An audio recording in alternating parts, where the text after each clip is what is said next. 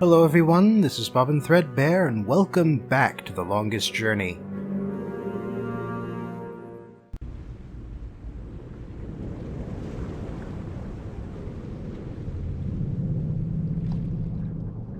Got another quiet opening, I guess.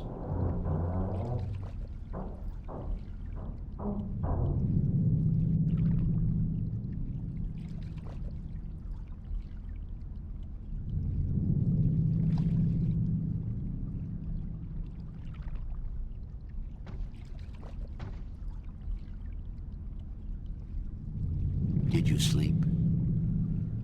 Very comfortably, thanks. Where are we? In the Marcuria harbor. But there are barely any ships here. I do not know why. We must leave you here.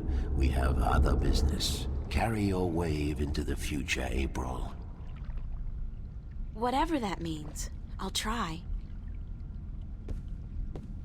How can they tell? There's a lot of mist out there. Where did all the ships go? They're gone. This can't be a good sign. I mean, duh. The city looks strangely quiet and deserted. And the sky, those are not ordinary clouds. They look more like smoke. What's going on here? Well, there was that invasion that was going to happen. I mean, plus, shipping was kind of backed up for a while there. I imagine that's gotta factor into this, too. It's the Blue Dragon's eye jewel. It's the second half of the piece of the stone disc entrusted to the Elation and the Merum a long time ago. It's obviously a map of constellations, and that cross must be where the gateway to the Guardian's realm is located. Where that is, I have no idea. It's the piece of the stone disc I got from the Dark People. Alright, that's all our new stuff, so let's head on into town, I guess. I know that sound. That is familiar, yeah.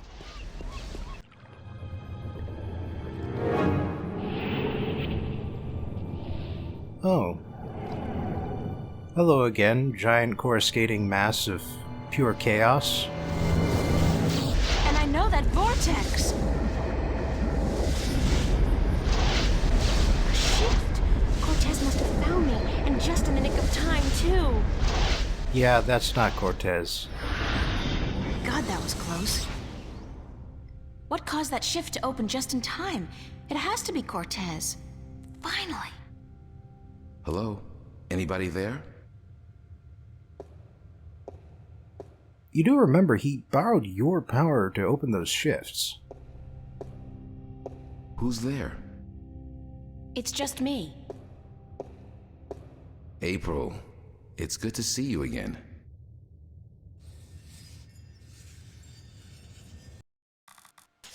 Man, diary entries are just coming in hard and fast right now.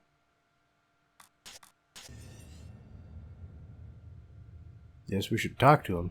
It's Father Raoul. Father Raoul, where is Cortez? I thought he'd be here. I haven't seen Cortez for a week, and it worries me. He usually stops by once every few days.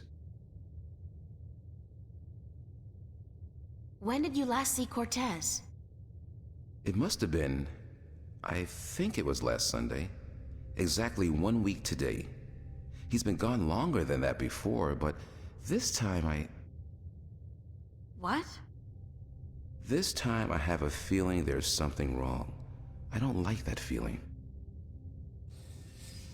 Damn, another one. Is there anything you're not telling me, Father Raoul? I don't know what you, Yes, you do. You're no ordinary priest.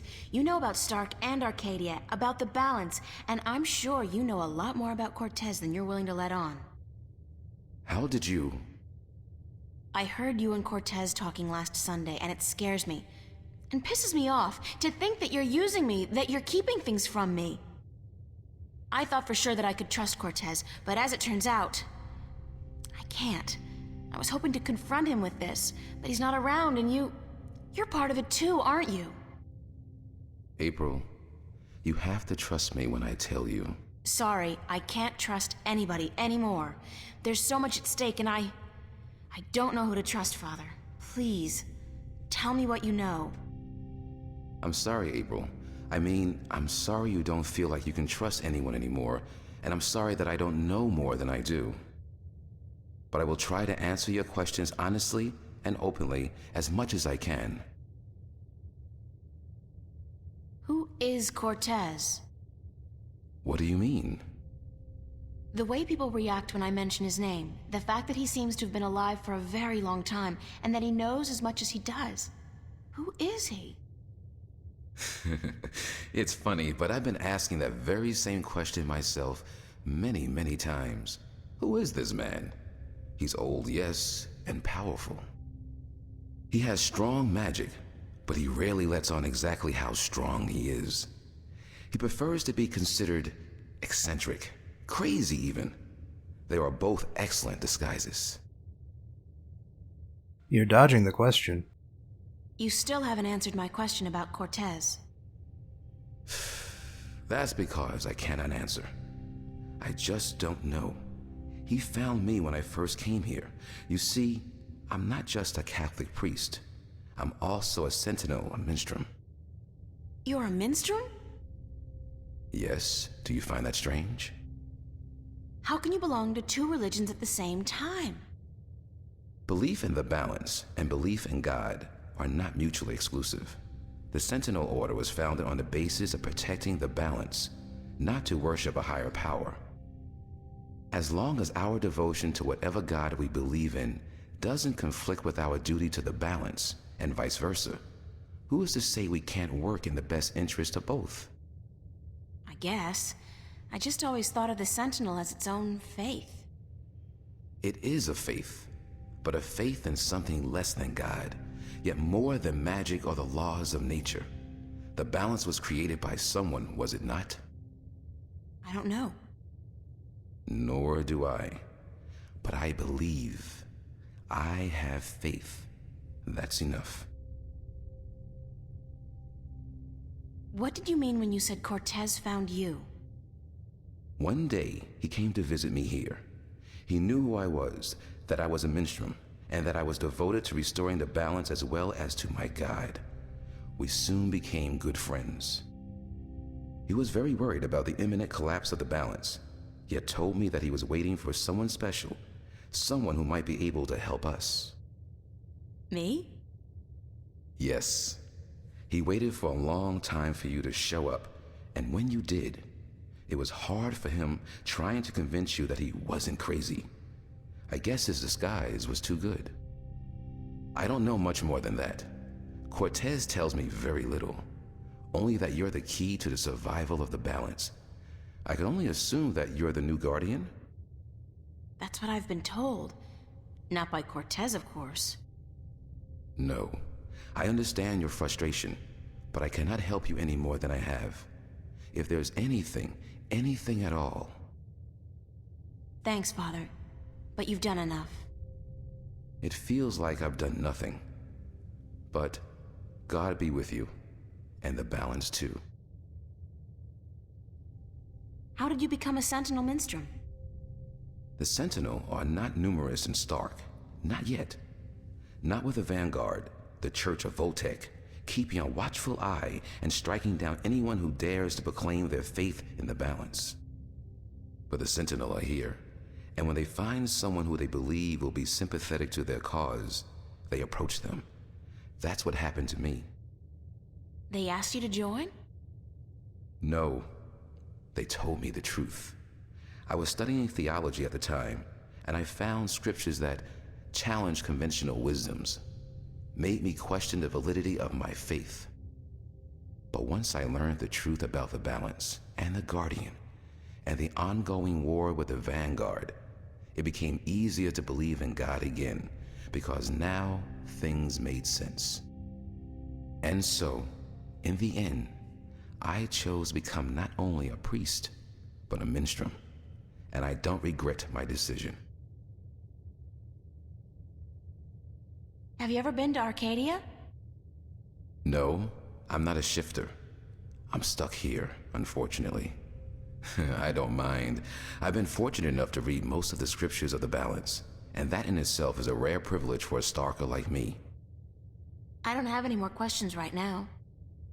If you do, please ask. I want to help, and that's the truth. How are things here? You mean in the cathedral? No, I mean here in Newport. How have things been going? Nothing out of the ordinary. Why? Have you been away? You could say that, yeah. It's just been hot and humid, and it's getting worse by the day. And apparently crime is on the rise. But what else is new? I have to run, Father. I hope to see you again soon, April. Please take care of yourself. And if you see Cortez, tell him to see me. Tell him that I've been worried. All right, then. That helps explain a little bit, I suppose. I don't suppose there's anybody in 87 here. Nope. Just an empty screen now.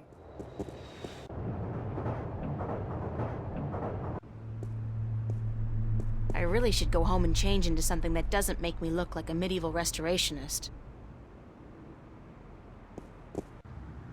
That's fair. Probably stinks after everything she's been through, too. Uh-oh. What's going on here? April, run! Get out of here! Why? What's the... Run, April, now! I wouldn't listen to her if I were you. Move over there. I said move!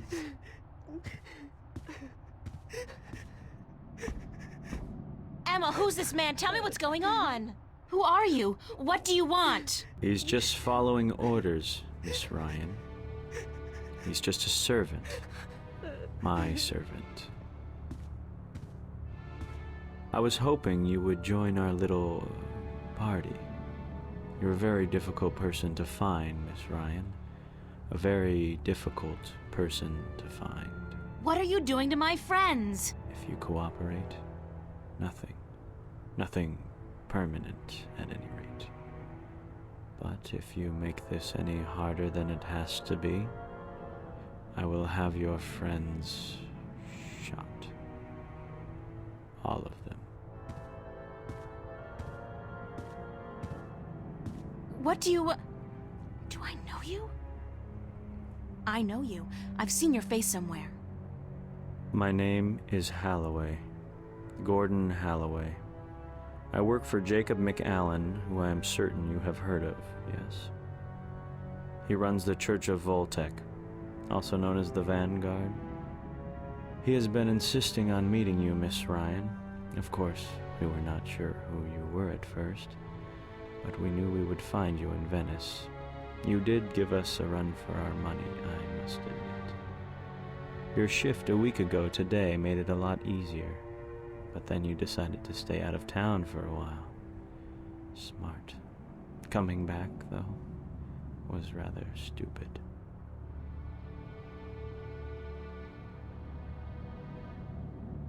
Where's Cortez? Cortez?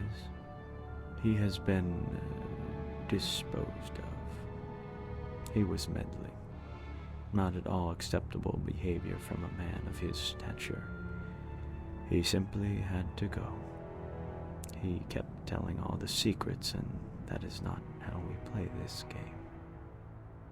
Well, that's not how you play the game. How did you find me?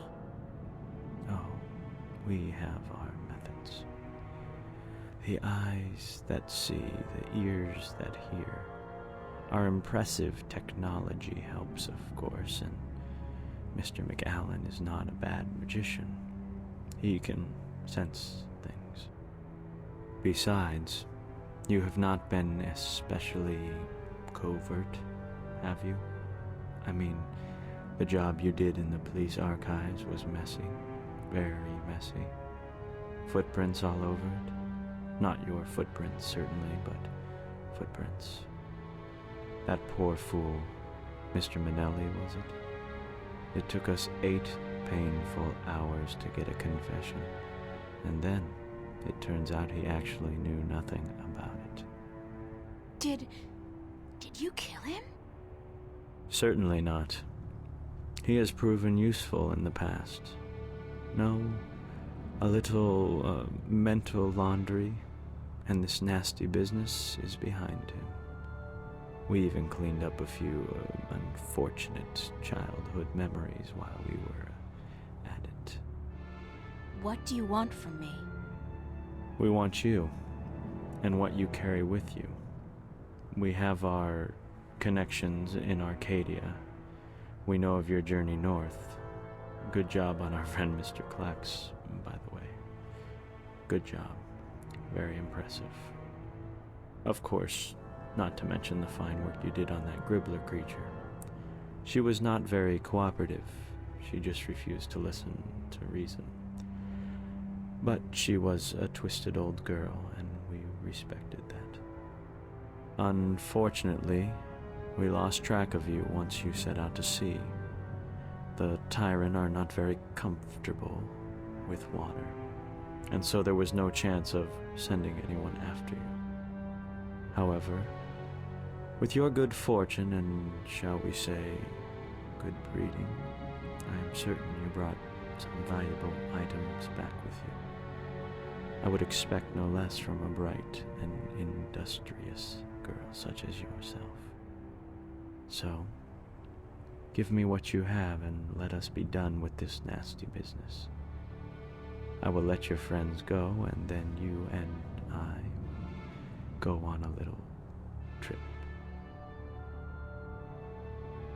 I really don't think we can trust this guy's word. Let's try bluffing. There's nothing I have that you could possibly want. Leave that decision to me, Miss Ryan. Just hand it all over, and we can let these fine people return to their pathetic little lives. You have caused them enough pain, yes? But first, we still need to teach you and your friends a lesson. Shoot that one. Emma! Well, shit. What the hell is going on? Oh, hey. It's Zach. That's my neighbor, Zach Lee. Another shining example of the male animal, with the emphasis, in this case, on the animal. Not sure how she had time to write a journal entry on the stairs, but okay.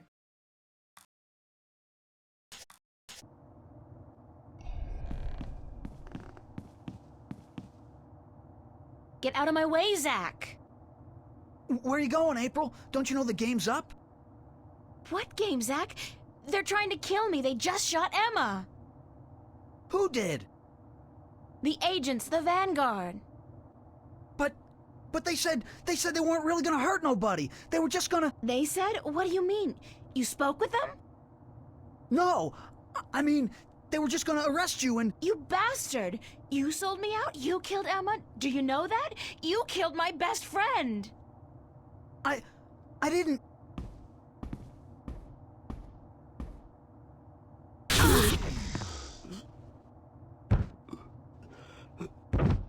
Zach, are you... Shit!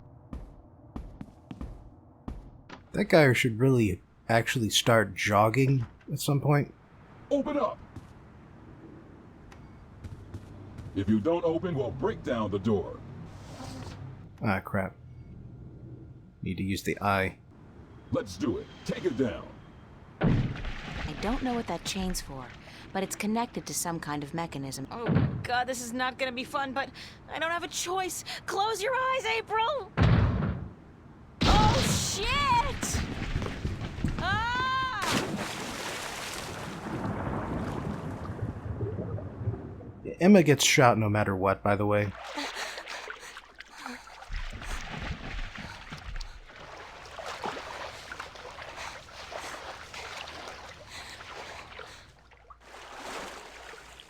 I suppose this is easier than animating it.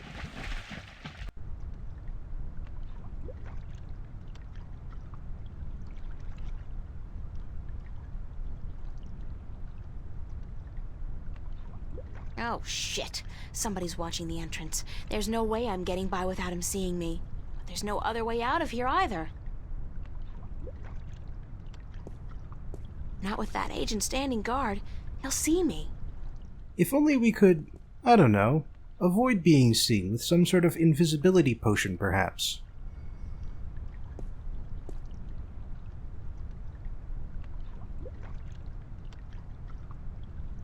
Perfect. Who's there? I know somebody's there. I can hear you. Gotta love how that only actually worked for that initial spot. Nah, probably just a sewer rat. Sewer rat? But hey, it works, apparently. Not for very long, though. I got my body back. That was a close call, though. If I'd been caught, I don't want to think about what would have happened. Alright, time to get the hell out of here. Metro seems obvious. Then that, yeah, a little too obvious.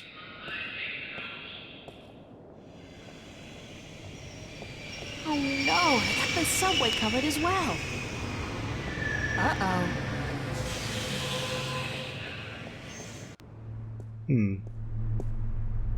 Maybe we could hide in the university. I can't risk sneaking by with that agent around. Yeah, her shoes are far too loud. I don't know, maybe we can just regroup at the cafe then.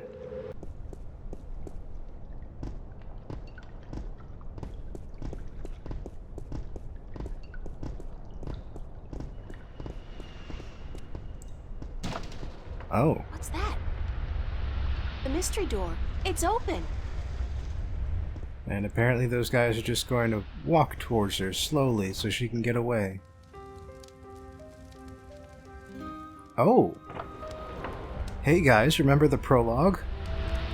Bet you didn't see this coming. I'm guessing... I'm pretty sure, actually. I'm not in Venice anymore. Now I know how Alice and Dorothy felt.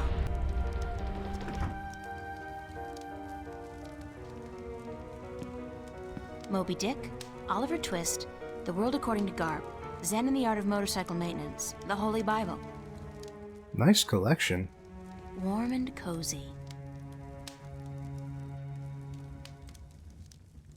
I don't know who she is, but she does look vaguely familiar. Welcome, April Ryan. I won't ask how you know my name, but who are you? The Lady Olvane is my name now. And where am I? What's this place? This is my home, the house of all worlds. This is Arcadia? It looked like I passed through a shift, but it didn't feel... It felt different. Not like shifting. It's similar to shifting, except that you did not pass through dreams, and you're not in Arcadia, nor in Stark. This place is between and everywhere. But don't worry.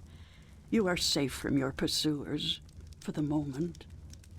Did you bring me here? You brought yourself here. But yes, I opened a doorway for you. Why? Because that's how the story goes, April. You escape. You outrun your pursuers, and your journey continues. It's been written, and we cannot change that now.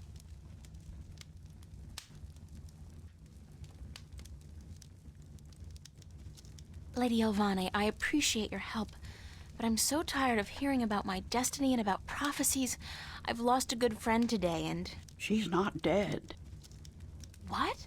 What did you say? Emma's not dead. She was hurt, but not killed. Oh, thank God. Are you sure? I'm quite certain. She is on her way to the hospital as we speak. But the others, Charlie, Fiona, they're angry at you. They blame you for Emma's pain and for not letting them in on the truth. They should blame me.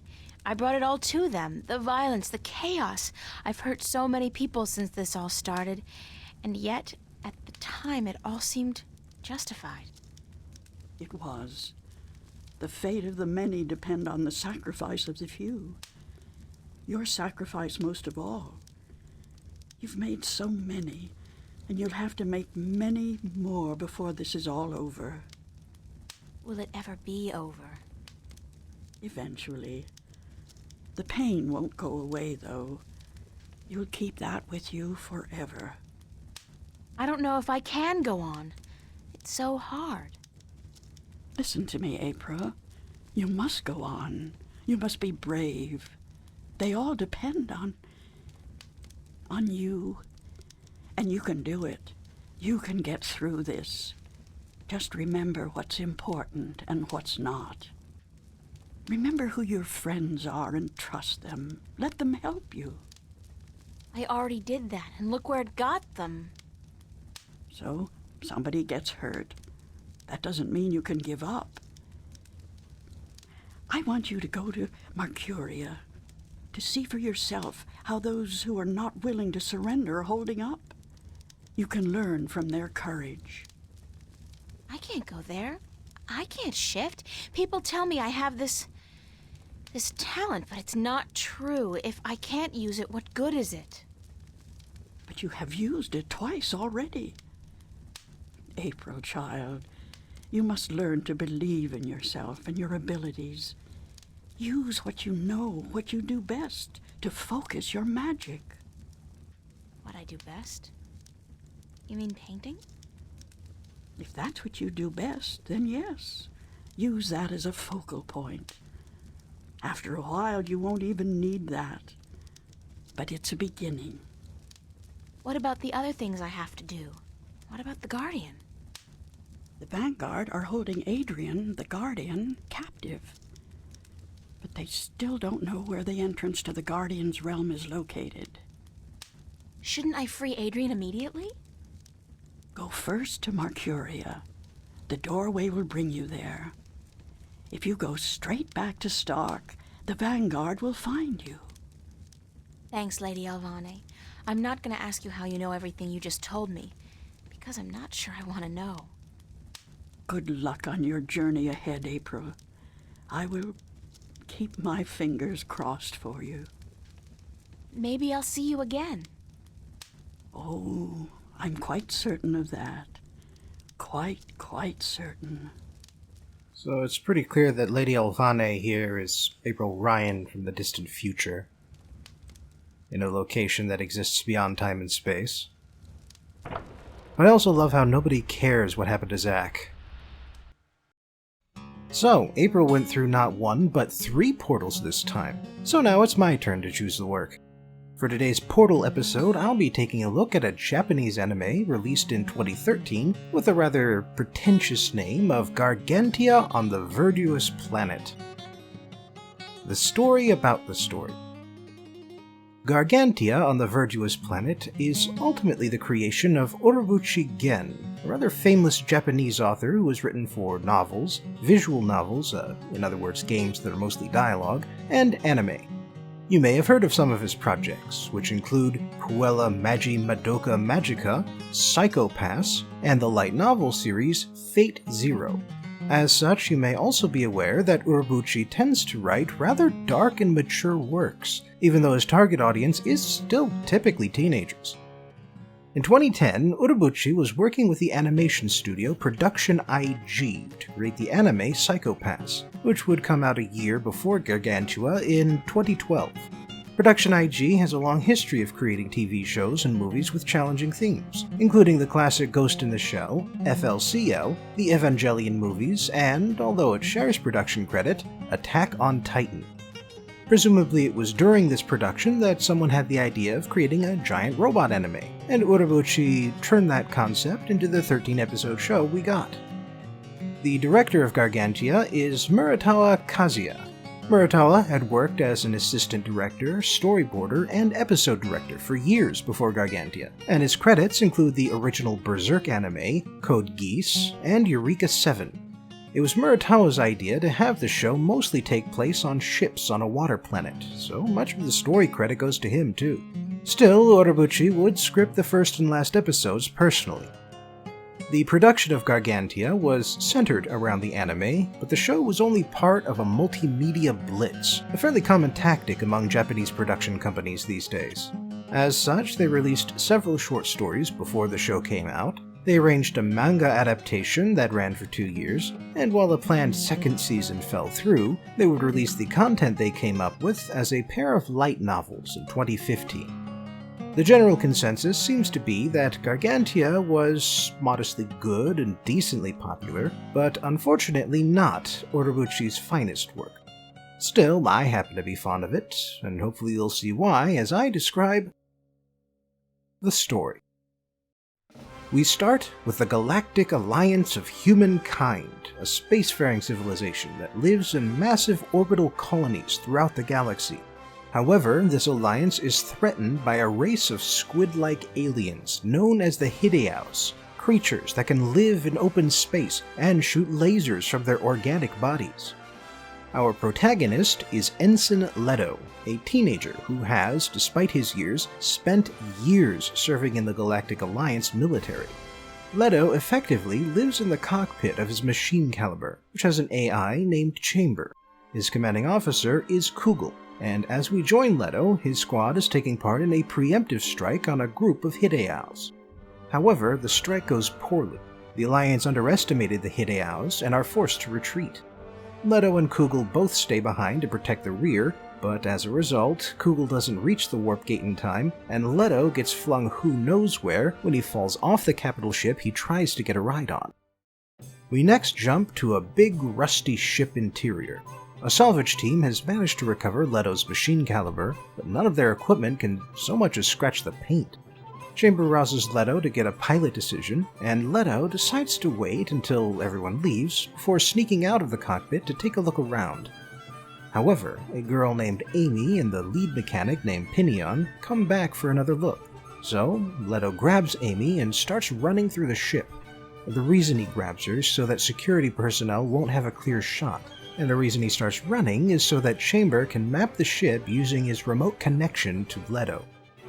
But all of that ends quickly when Leto reaches the top deck and realizes that he's standing on an ocean-going ship, not a spacefaring ship. The Galactic Alliance lives entirely in space, and Earth is nothing more than a distant memory of a planet long since destroyed. But here Earth is, and it's habitable, and Leto is standing on a ship on its surface.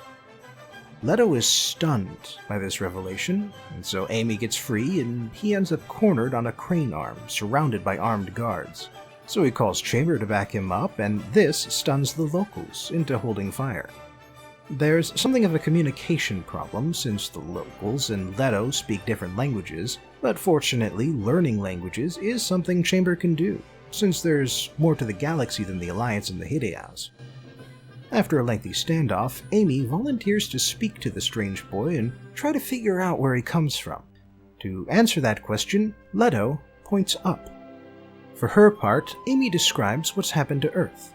Long ago, the world froze over in a vast ice age, but humans managed to survive the ice long enough for it all to melt and swallow up the vast majority of the land.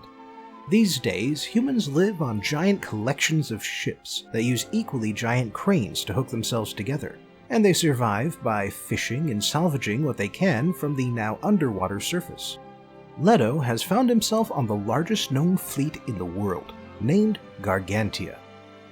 After about a day or two, one of Gargantia's salvage fleets comes under attack from pirates, and they're too far out for the escort ships to get there in time.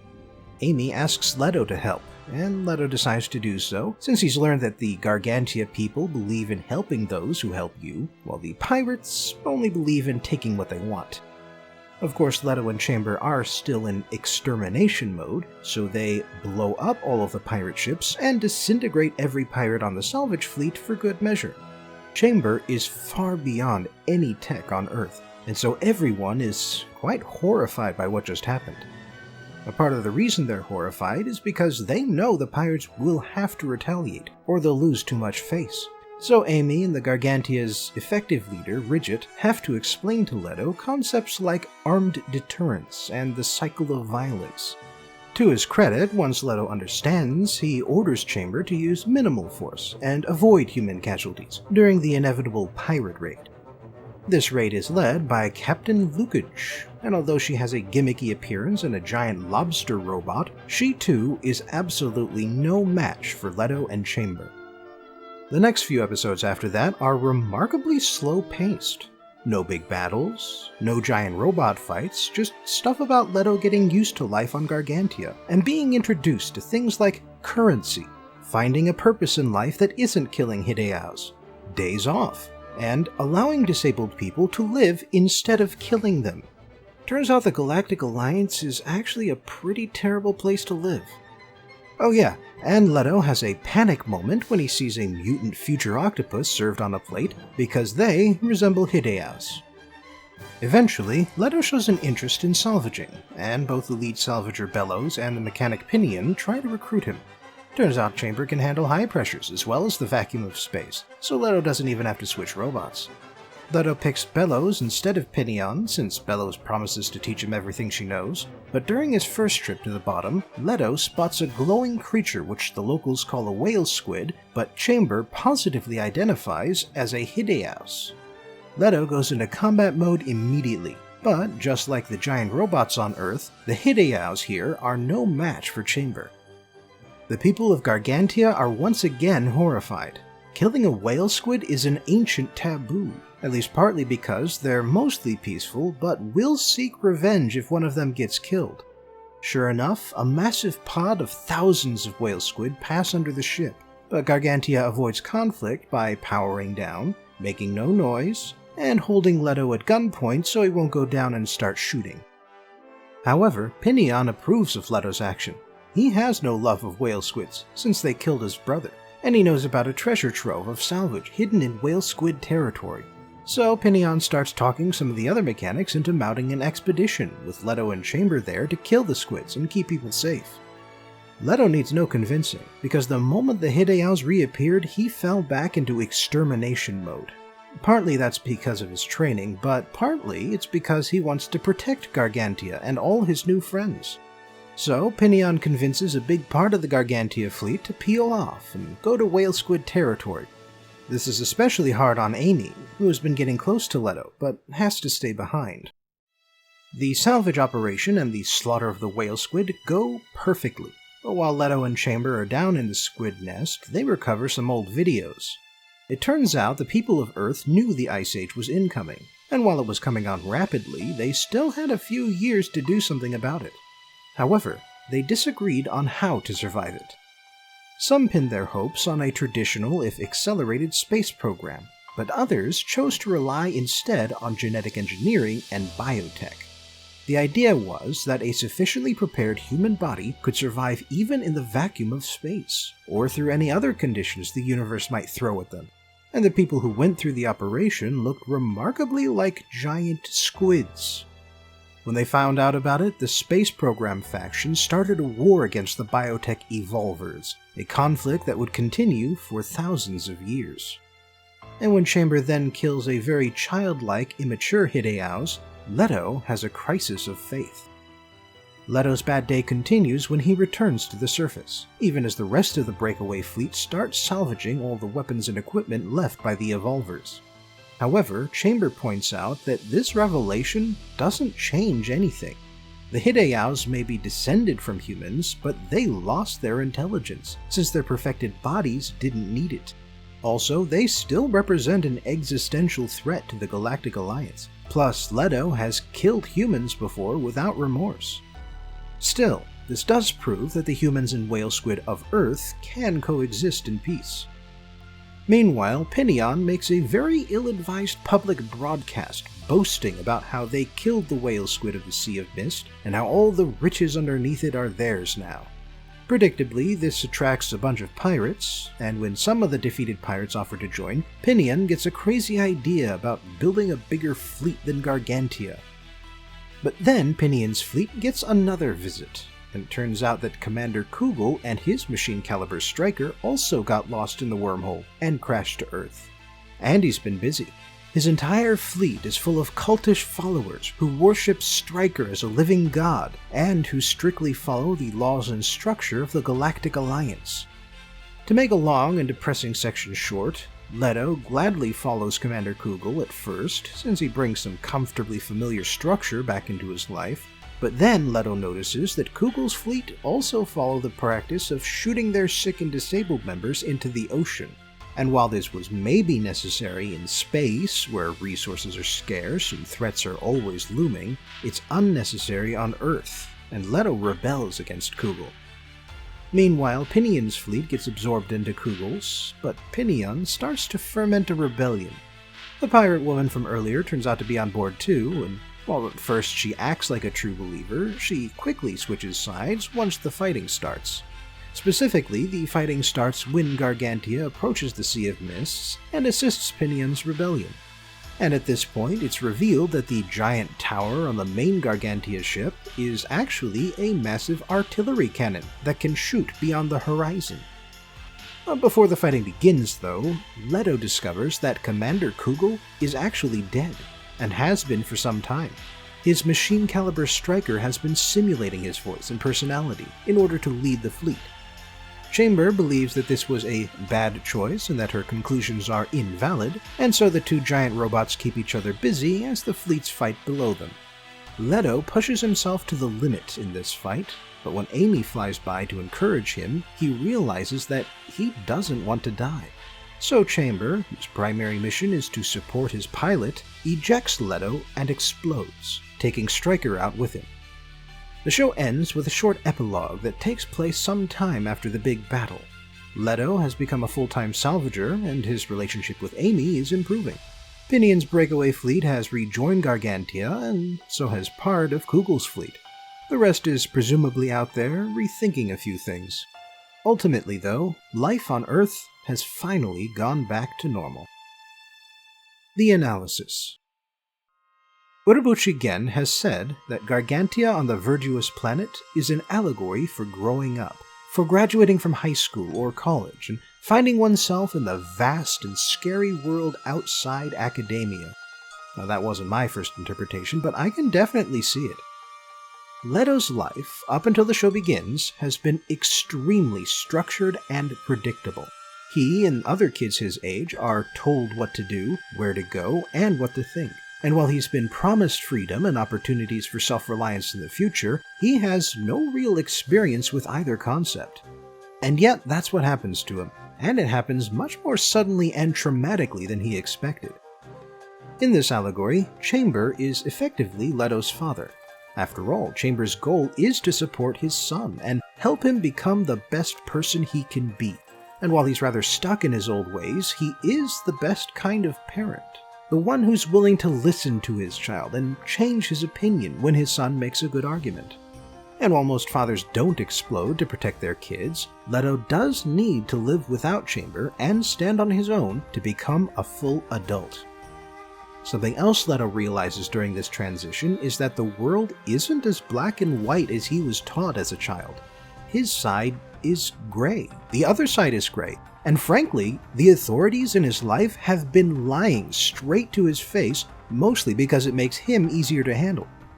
The bullies who tormented him as a kid turn out to be just people. And while he doesn't have to think now that they're good people all of a sudden, he doesn't have to make war against them either. He can just avoid them. It's surprisingly easy when you're an adult, at least compared to when you're a kid and you're stuck in school with them. Either way, when you grow up, you realize that all of those monumentally important things that you cared about as a child were actually not that big a deal, even if you do still have to deal with them. Anyway, my first interpretation, and this is probably thanks to all that Dungeons & Dragons I've played, is that Gargantia is a repudiation of the extremes of order and chaos. The Galactic Alliance is extremely rigid and collectivist. Every individual must fight for the Alliance or support those who do fight. And if a person cannot do so for one reason or another, that person must be removed so that the Alliance can spend its resources on people who are useful. pleasure and free time are rewards for hard work, not rights, and privacy simply doesn't exist. Leaders are to be followed without question, and for their part, leaders must follow societal dogma whenever possible. All of that makes for a dysfunctional society, but the Hideaos are no better. They are individualist, to the point that they have rejected civilization and everything that goes with it. Ultimately, this includes the highly advanced social brains that humans have, the brains we use to solve complex problems and to work together to accomplish complex tasks that an individual could never perform. The Evolvers developed advanced biotechnology that allows them to change and adapt their bodies at extreme speeds, but the Hideaos couldn't possibly alter this technology because their unused brains have atrophied. The compromises of civilization are required for the accomplishments of civilization. The Hideaos may live in groups, but they do not live in a society. One last point I'd like to make is that Chamber is an excellent robot. He never breaks his programming, he never shifts his priorities, and even when he's sacrificing himself, he never shows an emotion. His opinions and conclusions diverge from the other robot Stryker, but the reason they diverge is because of what he's seen and done with Leto, and because Leto consistently explains the logic of his choices. Thus, two emotionless robots, having gone through two different experiences, have come to two different yet logical conclusions that are so divergent that they must fight each other. After all, logic is a method, not a philosophy. Thanks for joining me again for today's show review, and I hope I'll see you next time for another Japanese story about a young person traveling far, far away from home.